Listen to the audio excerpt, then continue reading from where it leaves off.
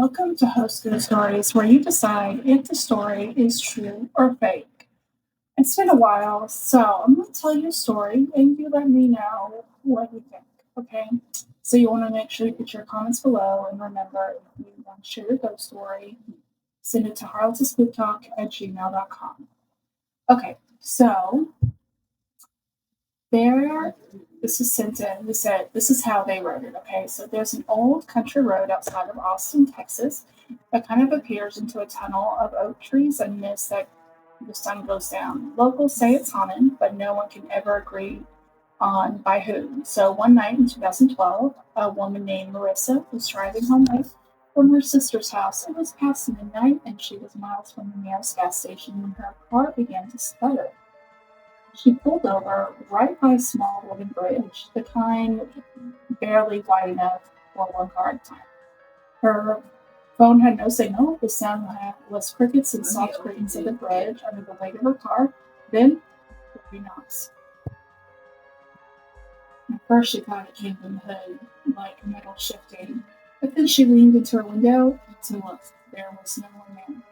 The air was still. She turned the headlights on and off again. And that's what she saw, small, wet handprints on the back of the car. Child size? Doesn't matter.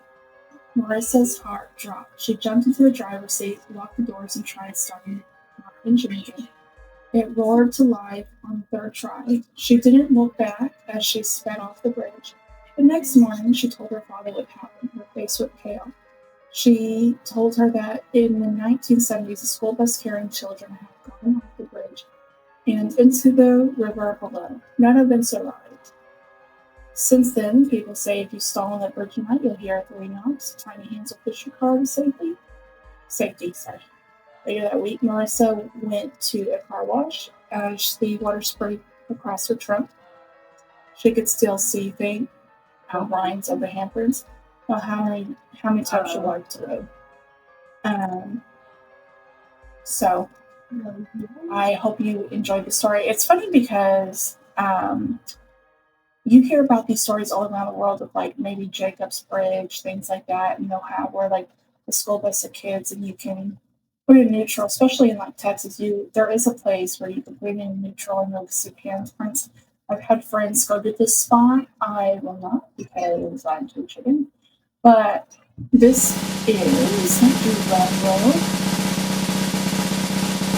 This is a true story. And it's read by me, LD Patty Loma, for Host Ghost Stories. So, you've been listening to Host Ghost Stories, a true haunting from the backroads of Texas. I hope you have a good night and pleasant dreams.